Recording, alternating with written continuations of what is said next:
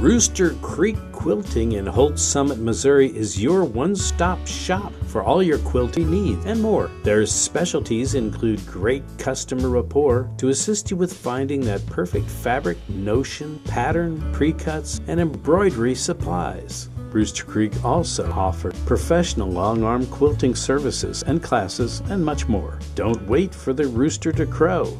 Visit Rooster Creek Quilting at Holt Summit Plaza, Holt Summit, Missouri. It's a great place to go for all your quilting needs.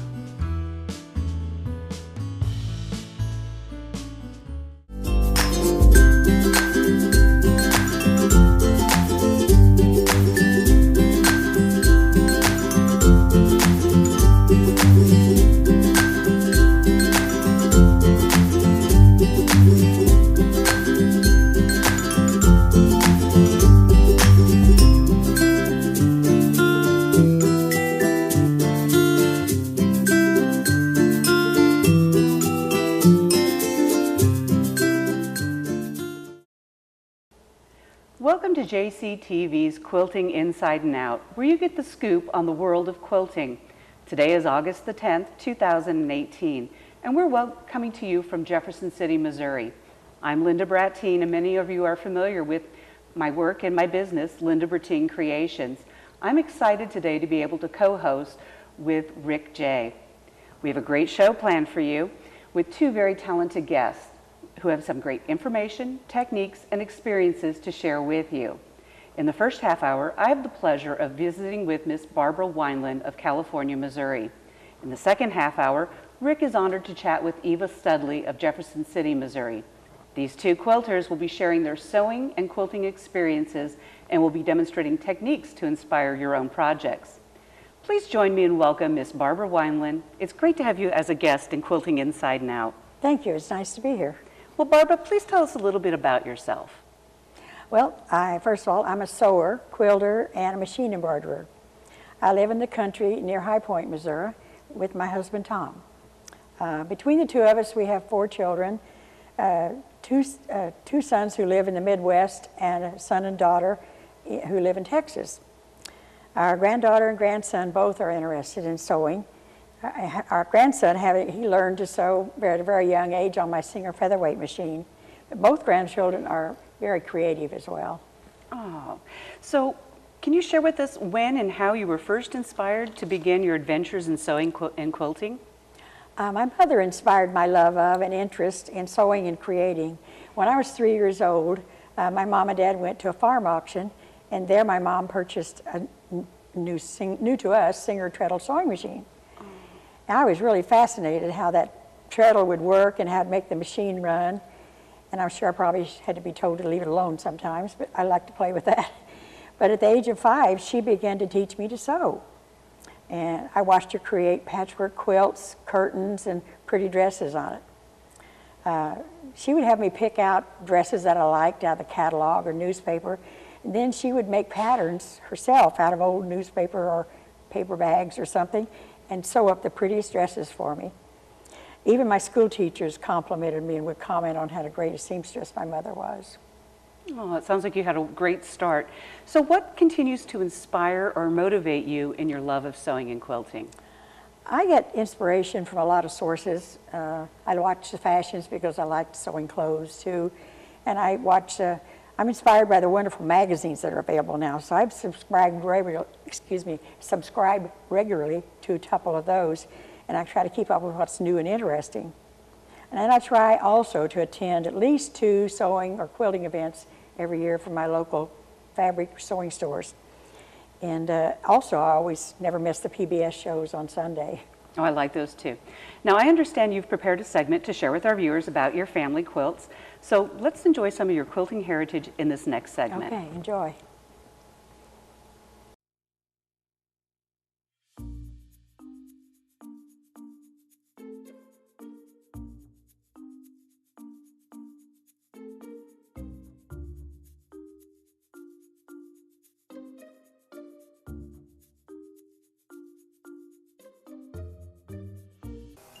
Hi, I'm Barbara Wineland. I'm here to share with you an exciting new fun way to make your quilt blocks for your next quilting project.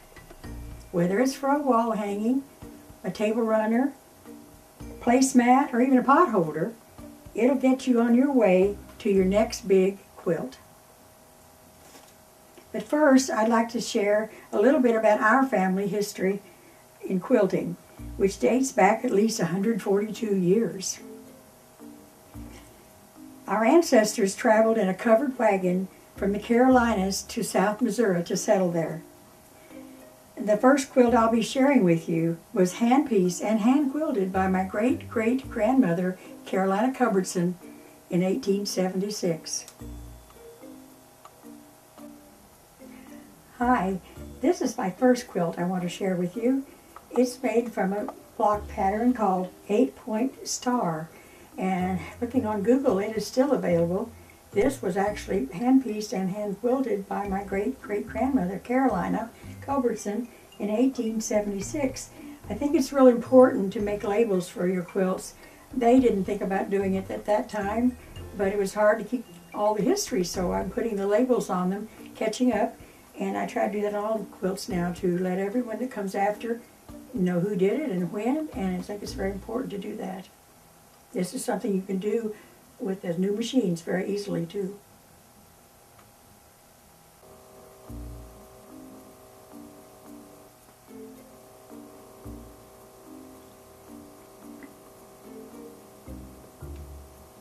Hi, the second quilt I have to show you is Irish chain quilt. This was hand-pieced and quilted by my ancestor Exoni Nance Allen in 1880, and she passed it down to my great-grandmother and grandmother and my mother and then to me. And also I might mention, if you don't have an embroidery machine that does labels for you, you can also use a permanent Pigma pen marker. Permanent marker pen. It's called Pigma. You can get it at Michael's or Hobby Lobby. And write it all out so your ancestors will know that you did that work. Hi, the third quilt I have to show you is one that I pieced using Eleanor Burns patterns for double Irish chain. I pieced it and machine pieced and then had Jana Ewart of Tucson, Arizona quilt it for me. I of course put my label on too, and because it was a gift in 2005 to my son and daughter-in-law for Christmas 2005. Don't want to forget to put those labels on. Quilts here to show you that I'm very proud of. They were both made by my mom, Lucille Ricker. In the background you can see also her china doll that she received when she was a child, and her sister Marie had to share it. I have redressed it out of calico and a bonnet to match. This quilt here is a 9-patch, which was mostly what she made, 9-patch pattern, and in it you'll see pieces of fabric left over from the blouses that she made from the fabric that she bought at my fabric store in Nevada, Missouri. And it was hand-tied with an old-fashioned quilt frame with number 30 crochet cotton, and I helped tie it also. This quilt here is a rose pattern that was painted on large white blocks and then set together with solid broadcloth. Then it was quilted by a friend of the family. This was probably done in the 60s, where this one was probably in the 70s, even though she had made many like this and passed along to members of the family. I hope you enjoy seeing these. They mean a lot to me.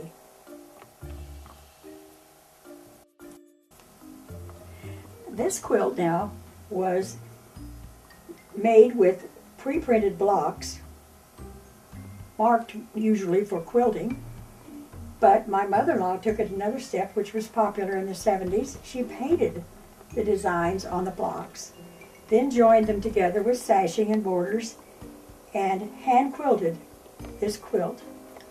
Elda, that's my mother-in-law, Eva Wineland, who is deceased now. She made such good tiny stitches on her quilts and gave it to us for a gift. This quilt, I mean, it's very special to me. This was appliqued, by appliqued butterflies done by my grandmother, Ina Allen Langdon, in the 70s, using the new zigzag sewing machine that I helped her buy. And she did this for me to show how much she'd learned with the new machine.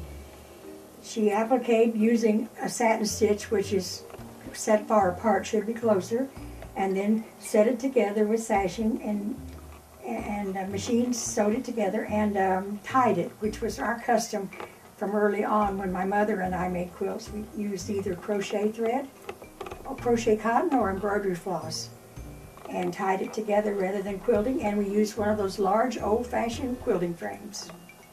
A lot of work.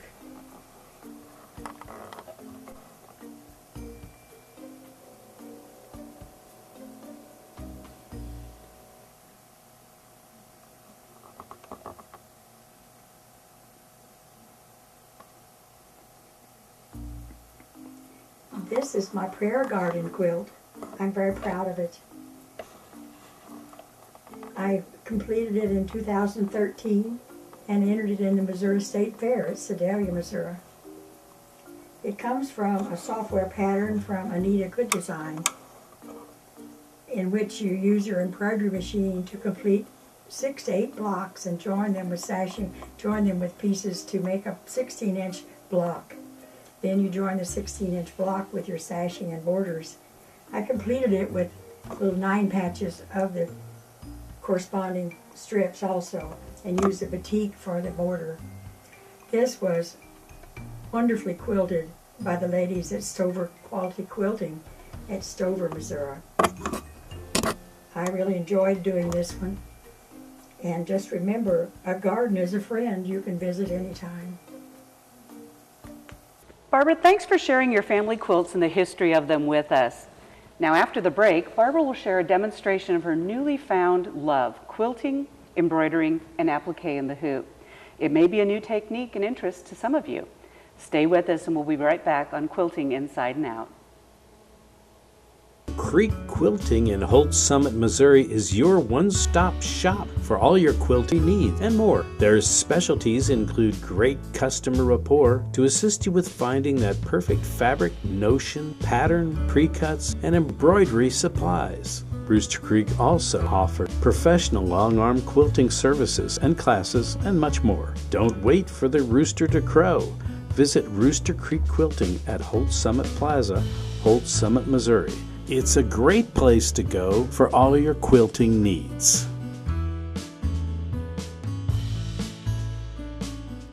Nice. Oh! Yes, go! Yes! No! Come on!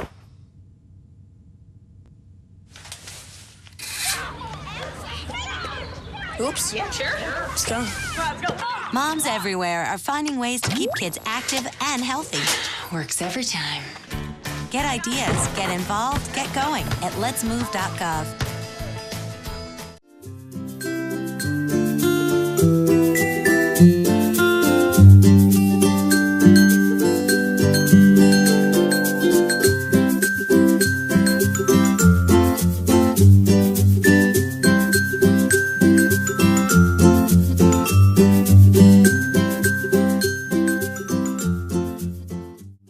Welcome back to Quilting Inside and Out, and I'm your co-host, Linda Bratten.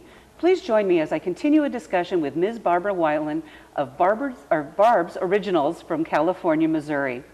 Barbara, before the break, I spoke to you of finding a new passion, quilting, embroidering, and applique in the hoop. Now, you volunteered to demonstrate for us the steps and stages in preparing to do this type of quilting. Would you give our viewers an introduction of this technique? I'd like you to watch as I construct my quilt block in my embroidery hoop using Anita Good Design's software, Quilting 123. Thank you.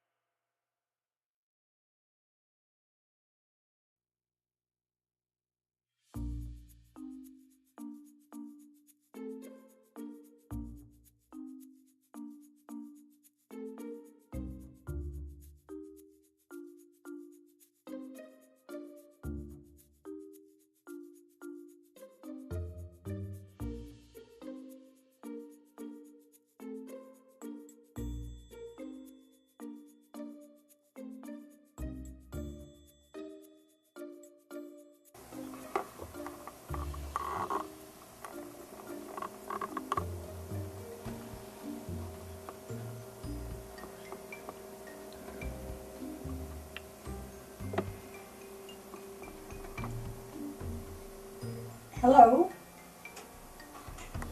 I'm Barbara, and I want to show you a little demo and just demo of how I do my quilt in the hoop and quilting in the hoop with embroidery and applique.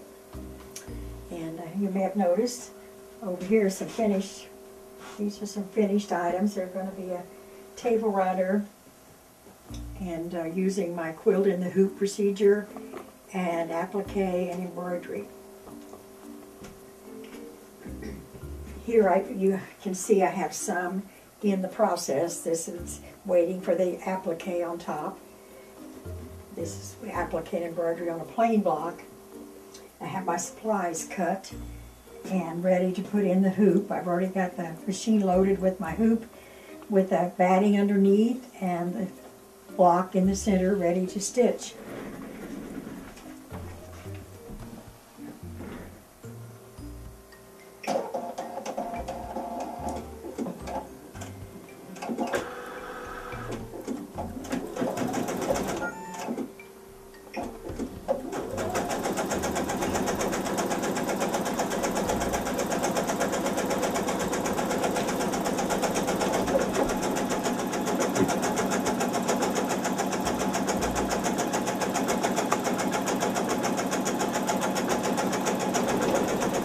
This will anchor my block in my hoop, and when it stops again, then I'll be able to lay my pieces on it to create my quilted block. After I have all my blocks that I need for my quilt, then I'll join them all.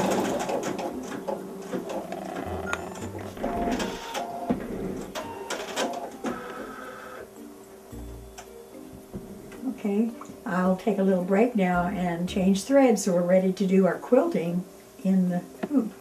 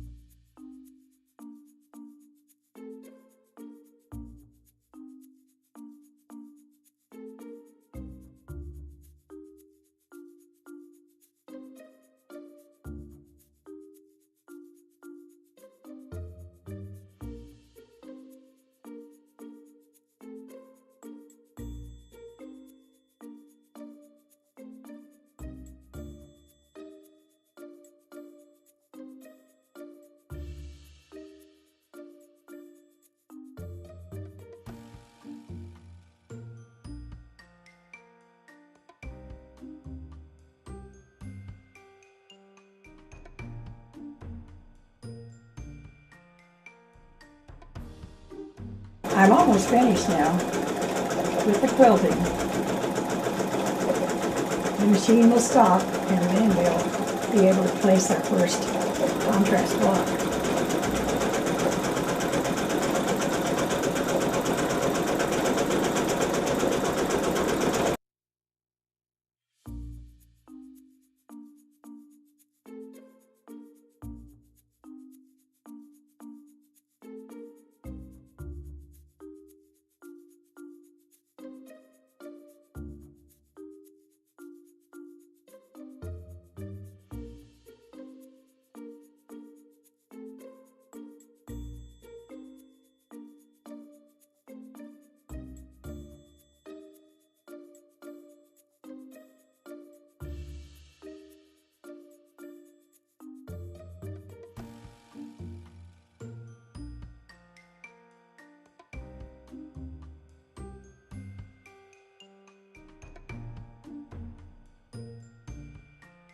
Now we're ready to put our first contrast block to make our finished quilt block.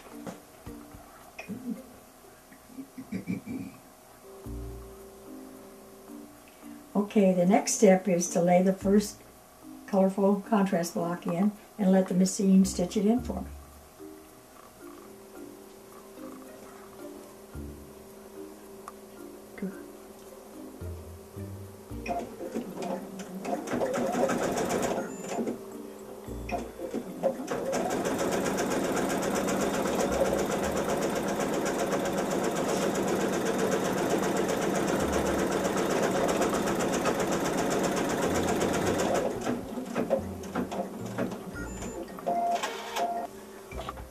Okay, next step is to flip the fabric to the right so it shows the right side, and finger press it in place and start your machine. By the way, this is Anita Good Design software, Quilting 123.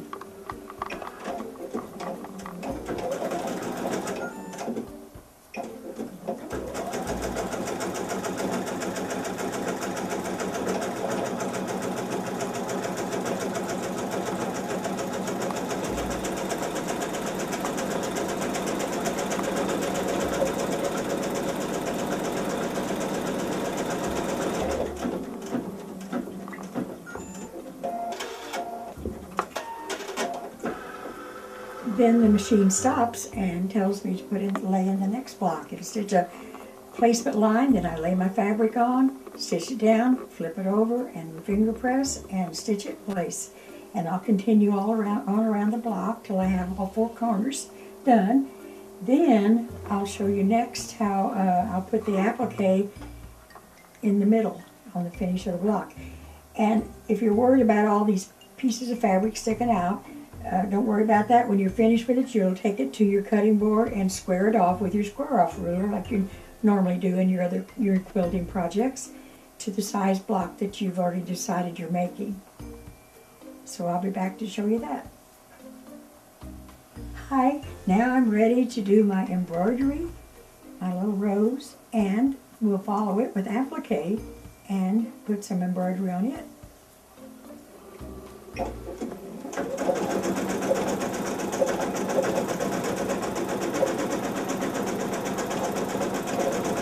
This will be the leaf, then the stem.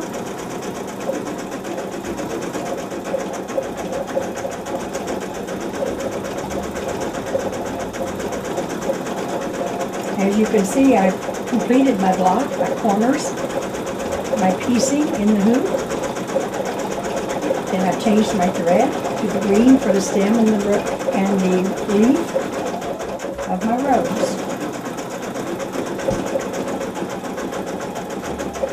When it's finished, it'll look like that.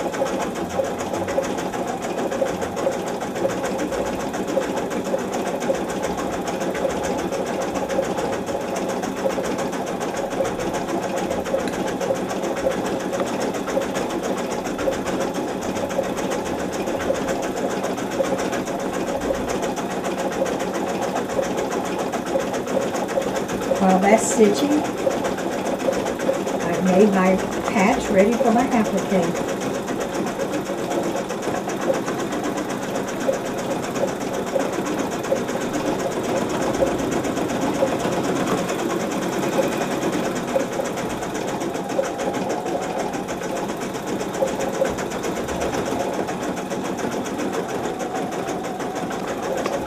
And while you're embroidering, this of course is a good time to do your stretches.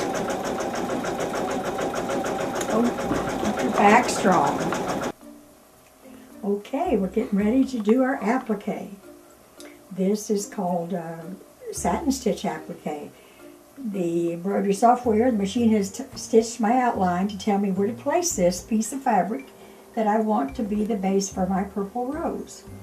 So I lay that in place and start the machine, and it will begin to go around the first step of anchoring the applique,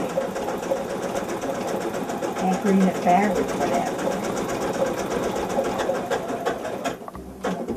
Now it stops. Then you remove your hoop from your sewing machine with your thread, so it doesn't drag. And that's where you trim away. See how your block is anchored on there? This is the same way I would do an applique if I was doing it myself without the aid of the software. I would place my fabric on there, and then I would trim close, leaving less than a fourth, probably about 1/8 of an inch or less, of fabric.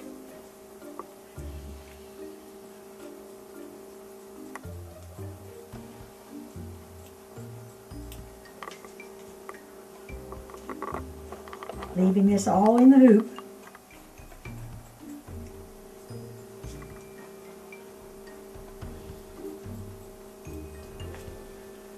Then place your hoop back in the sewing machine, having your fabric trimmed off there.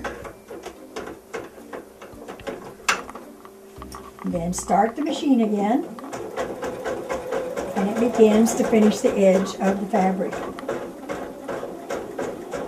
Let me twist my thread here for a second.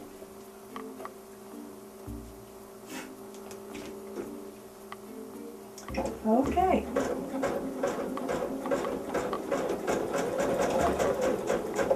And while you're waiting for the satin stitch to go around my rows, it'd be a good time to check my Facebook. Because, you know, we like to be busy. We don't want to waste any time. Or do some of my stretching exercises so we don't have a backache from all this fun we're having. It's going to be beautiful.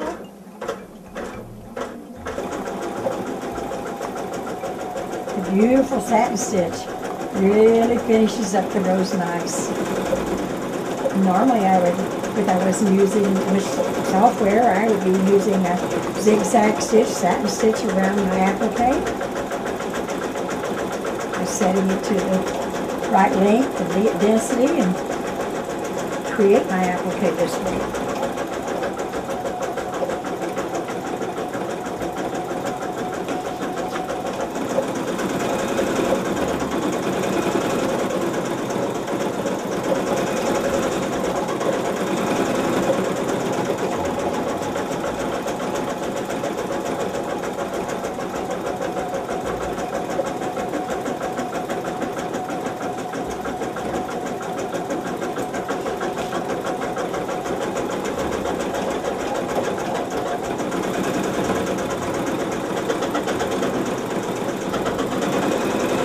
There are several different types of appliques.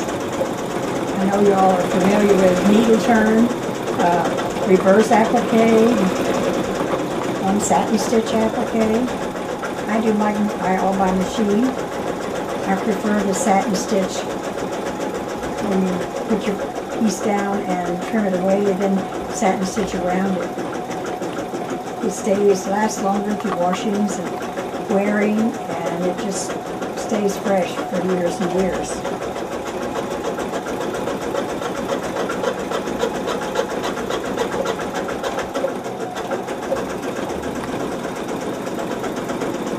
About 1,100 stitches more to go.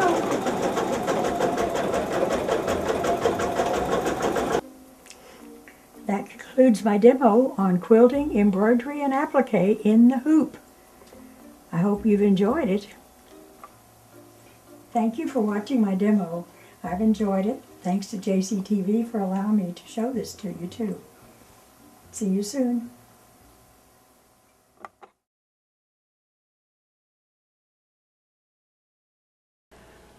Barbara, that was a great presentation. You made it look so easy. I'm sure our viewers enjoyed learning of your in-the-hoop techniques with an embroidery machine and are inspired to try this new way to create easy quilt blocks. Now, do you have some information, contact information you'd like to share with our viewers in case they would like to learn more about your technique in the hoop or would like to seek you out for some commission work? Yes, you can reach me at my email address, B as in Barbara, WINELAN, @gmail.com. Well, Barbara, thank you for being our guest today here on Quilting Inside and Out. Your techniques were wonderful and very informative. Thank you for having me. I enjoyed it. Now, after the break, we're going to meet with Eva Studley, who has inspired, taught, and educated many quilters through the years. Those who have met Miss Studley will agree that her experience in the world of quilting is extensive and very inspiring. We're fortunate to have her also demonstrate her own technique of binding quilts. Stay with us. Rick J. will be back for our next segment on JCTV's Quilting Inside and Out. Rooster Creek Quilting in Holt Summit, Missouri is your one-stop shop for all your quilting needs and more. Their specialties include great customer rapport to assist you with finding that perfect fabric, notion, pattern, pre-cuts, and embroidery supplies. Rooster Creek also offers professional long-arm quilting services and classes and much more. Don't wait for the rooster to crow. Visit Rooster Creek Quilting at Holt Summit Plaza, Holt Summit, Missouri. It's a great place to go for all your quilting needs.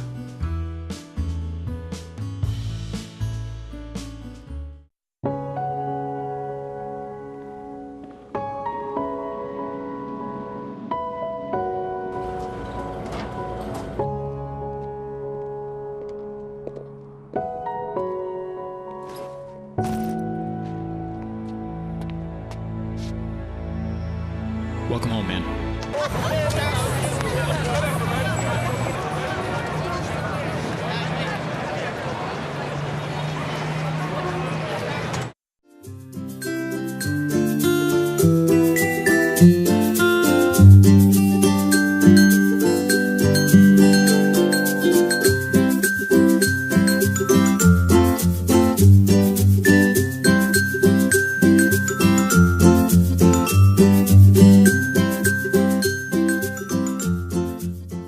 Welcome back to Quilting Inside and Out.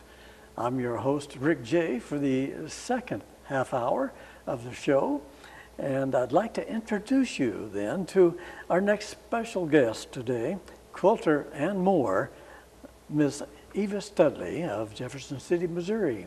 Welcome to Quilting Inside and Out, Ms. Studley. Thank you for having me today, Rick. Super. We here at Quilting Inside and Out feel very fortunate to have you with us and have you share with us in more detail your experience with quilting and demonstrating your technique of binding soon. Eva, if I may call you by your first name, Yes. Can you share with us the origin and highlights of your life that best describes Eva Studley? Well, probably the thing that really defines me is the fact that I have 3 children, 7 grandchildren, and 4 great-grandchildren. My 3 children are Tom Trabue, who is a civil engineer and currently starting his second career as a coach for businessmen. My son Tim lives in China and is the Far East Director of Engineering for a major corporation. My daughter is a graphic designer who lives near Kansas City, and they're my pride and joys. Oh, I can imagine. That's great to hear. That's well established, it sounds like, and has some good backing and I guess you could say confidence and what have you in the past years. So looks like Mom did a great job. Well, thank you very much. I'm a lifelong learner myself. I didn't go to college until my children were in school all day. And then I went straight through. I have a BS degree from Southeast Missouri State University in education. I have a master's degree and 32 plus hours of graduate work at Missouri University in Columbia. Excellent, excellent. That's fantastic. Well, Eva, can you share with us when or how you was first inspired to become a quilter, and what inspires you to continue this interest in quilting? Well, this is a very funny story. When I was 17 years old, I had read some books by Grace Livingston Hill, which were very idealized, romanticized visions of home life for young women. And in one of the books, it said that when a girl became engaged, she should have 2 completely handmade quilts in her hope chest before she could get married. Well, my father and my grandfather had gotten together and created a hope chest for me for my 16th birthday. Oh my. But it had no quilts in it. Oh. So there were no books back then for me to look at. My family did not have any history of quilt making. So I decided to design my own. And the one that you see here is my very first quilt. At 17 years of age, I went to the local store and bought fabric, and I'm sure it was 25 cents a yard.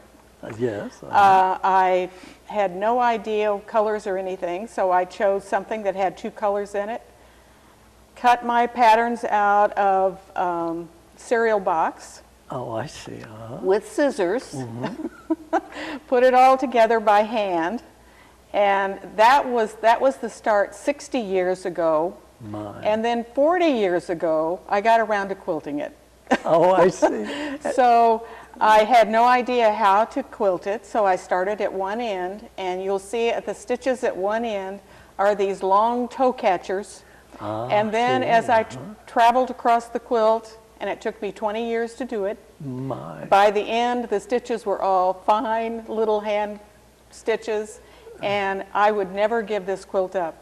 I can imagine. The binding on it, it really has no binding. I just brought the back over to the front. In fact, Eva, at this point, we will take a break from our sponsor, Rooster Creek Company out of Holt Summit, Missouri.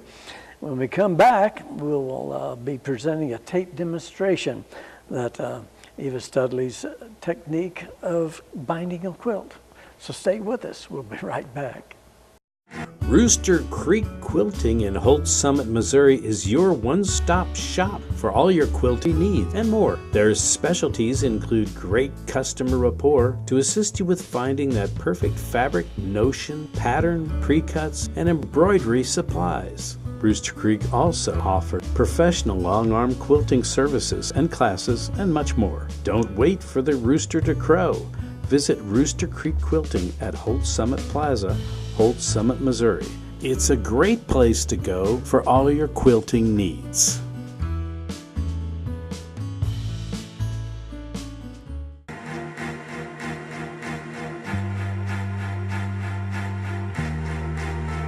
Coming home can be hard if you're a veteran of Iraq or Afghanistan. You may feel like you're all alone.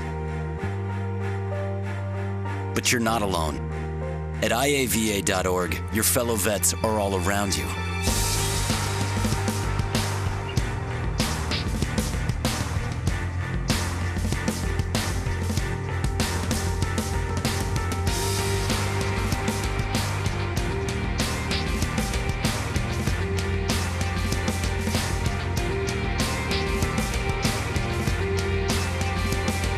Join our free online community, get the resources you need, and connect to other vets who know where you're coming from.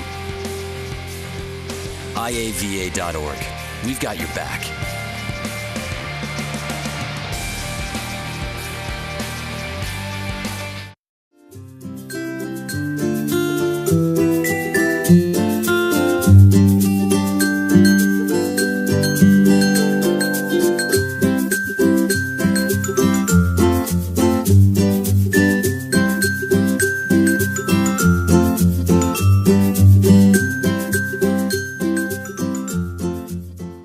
Please join me now for our final moments as we turn to Eva Studley demonstrating her technique of binding a quilt. We'll now go to that demonstration, which I know you're going to enjoy.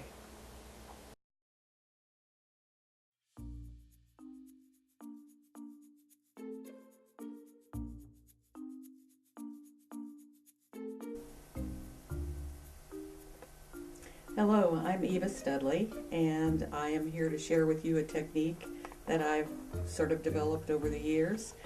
And one of the things that's most important about quilt making is the finishing of the quilt. Quilt show judges have informed me that one of the first things that they look for is the binding. So I'm going to help you with a technique for binding today. The binding needs to be full, complete, filled in, and because of that, I like to use a 1/4 inch finished binding. Also, the corners need to be at a 45-degree angle and stitched closed. So to start with, you cut your strips I cut my strips at 2 1/8 inches because that will give me a good 1/4 inch binding with just a little bit extra, that 1/8 of an inch extra, that will allow for the fold of the fabric. So I have put some pieces together here like this, and this is how you put your strips of binding together.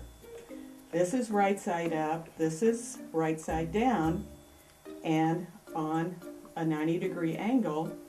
The next step that you would do is lay the face down fabric on top of the face up fabric, draw a line from corner to corner, and that will be your stitching line. After you have stitched, then you can remove the pins and cut across 1/4 of an inch away from your stitching line. When you fold this back, you'll see that it lines up. Now I haven't got this stitched, so it doesn't look like it.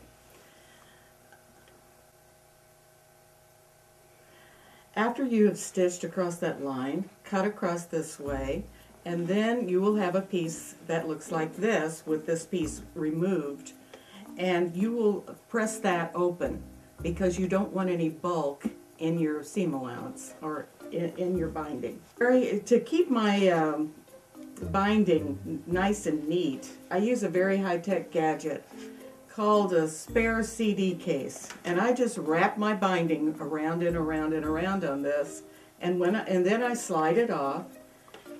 And then, because I might not be binding at that very red hot moment, I just tie a piece of fabric around it and put it with my quilt. Now at that point we need to go to the quilt. I have a very beautiful quilt here that I'm currently binding, and I'll share this with you. When you start binding, you'll put your binding on top of the quilt and leave about a 12 to 14 inch tail before you start the actual stitching.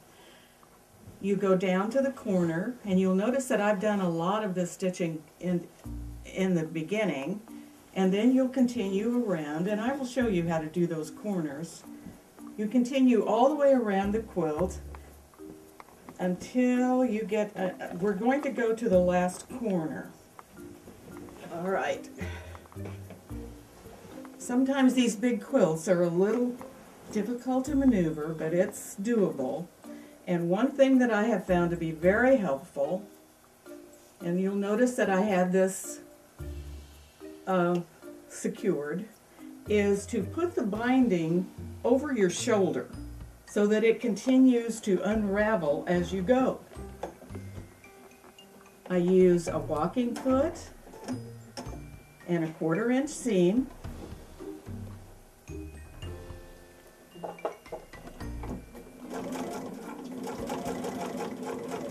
And I take my time and try to keep my edges together nicely.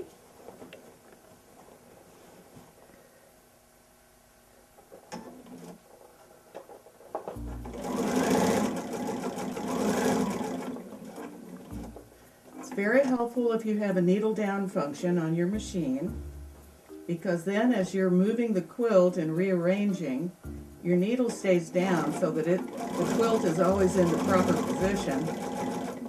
We're almost to the corner.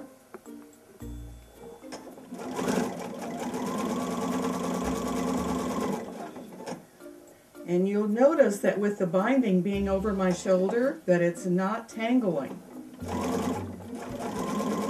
I'm very near to the corner now. When I get to the corner, I will stop 1/4 of an inch away from the corner and do a little back stitch. Cut the thread, and I'll be ready to turn the binding.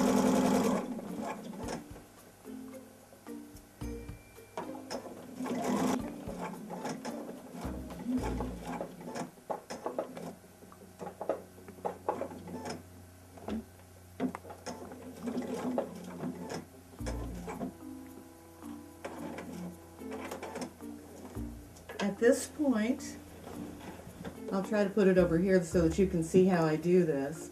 I have a binding laying across horizontally to my body, and I will flip this up, the binding up, so that it is parallel with this side. And you'll notice that this forms a 90-degree angle. Then bring it back down, forming a little pleat at the top or a little fold in your fabric. Put it back down under your machine, right at the edge.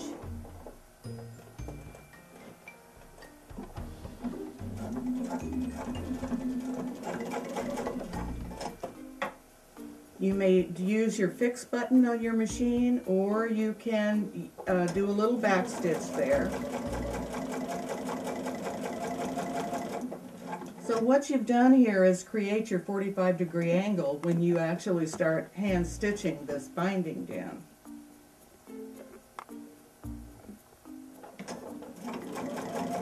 Now I am coming around to almost to where I started. And I want to stop stitching on this at least 12 to 14 inches away from where I began.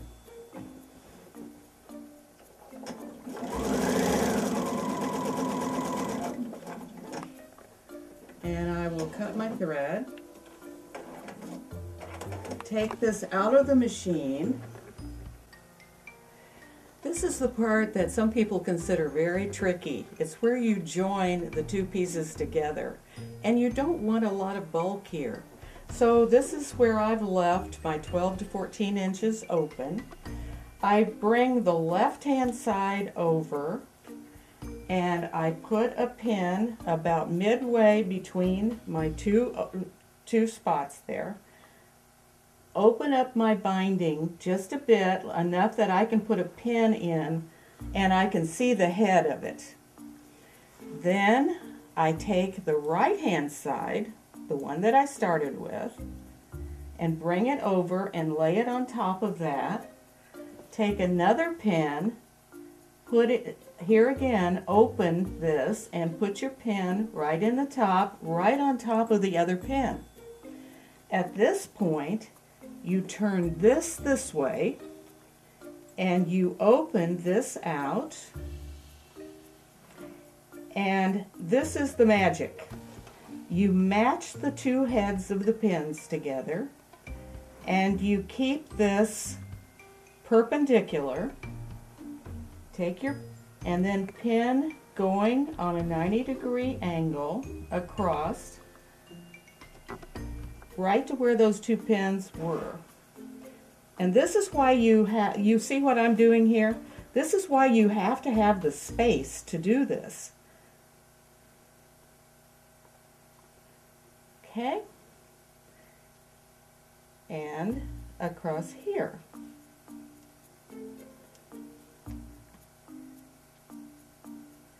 Now, I've taken out the original pins, and I'm going to test this to see if it fits correctly. I've put two pins in here. Now I do this, and I can, because I use two rather small pins, I'm going to get this out of the way. Because I've used two rather small pins, it folds it like this, and you can see that this now lays flat. So at this point, I take this to my sewing machine and sew on a line from that corner down to this corner, taking out the pins as I go. So that's what I'm going to do now.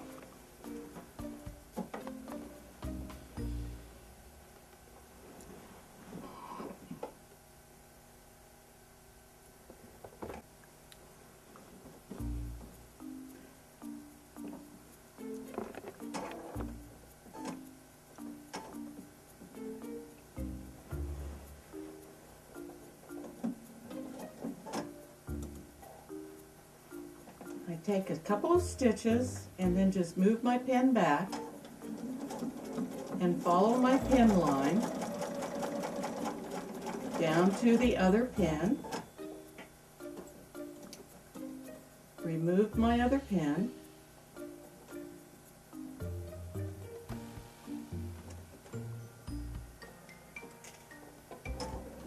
And stitch to the corner. cut my thread. And I do one last check of this before I cut anything. So I will lay my piece down and it fits across there perfectly. Well, now we have all of this excess. I use a pair of scissors and cut about 1/4 of an inch away from my seam line.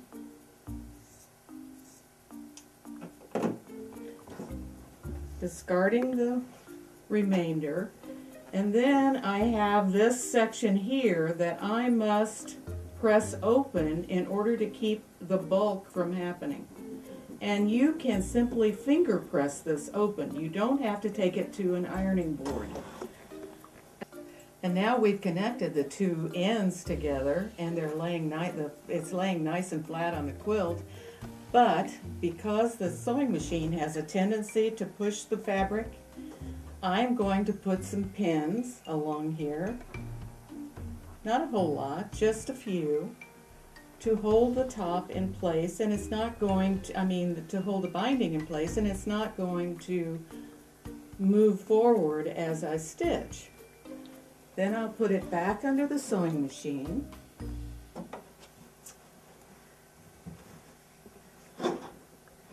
And finish stitching the binding onto the quilt top, onto the quilt.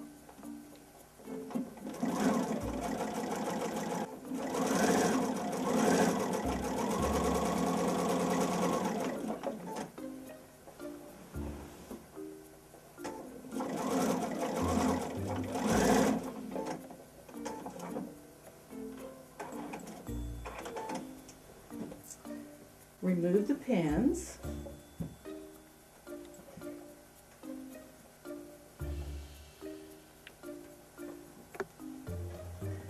And you can check your work.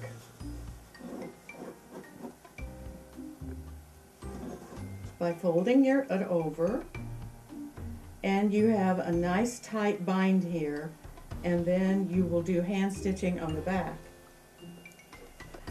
I want to thank you for the opportunity to show you this very important step. When you think your quilt is finished, when you've done the top, you haven't. It's very important that you put the binding on correctly. Thank you. This is a quilt top that the design group of the Missouri River Quilt Guild has created, and it will be one of the show quilts at our next show in 2019. So it was my privilege to bind it for the group, and we hope that you have enjoyed this.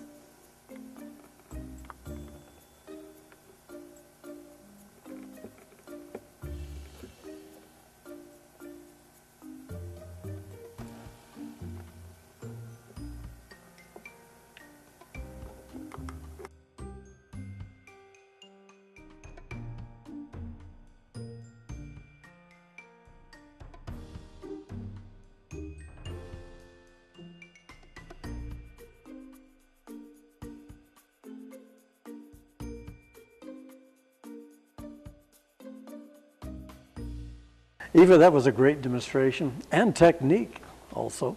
I'm sure our viewers will be looking more into your technique of binding a quilt. On behalf of Quilting Inside and Out and Rooster Creek Company and me personally, I want to thank you once again for being our guest today and for your very informative content and demonstration. Rick, I appreciate so much your having me here, and you will have seen from the demonstration that my binding abilities have come a long way. Yes, they have, and also your other quilts that will also be presenting within that taping. So thank you again. And now the scoop on the world of quilting. The Ozark Peacemakers of Springfield, Missouri have the date still set for their upcoming 2018 quilt show. That's September 29th and 30th. 2018. Check their website, if you will, for more details. River Heritage Quilt Guild of Cape Girardeau, Missouri will host their 2018 quilt show September 29th and 30th also. So you have 2 to put on your calendar there. A little drive between places, but still a lot to look at. And I know it. I want to put it past a lot of our quilting experts and followers to make both of those. Ozark Hills Quilting Guild Quilt Show is scheduled for October the 13th, 2018 in Camdenton, Missouri. So look that up on the for directions, or call certain individuals that can guide you to that show. And the Prairie Pine Quilt Guild of Mexico, Missouri will hold their next quilt show next April the 5th and 6th of 2019. So that's one to put on the calendar for next year.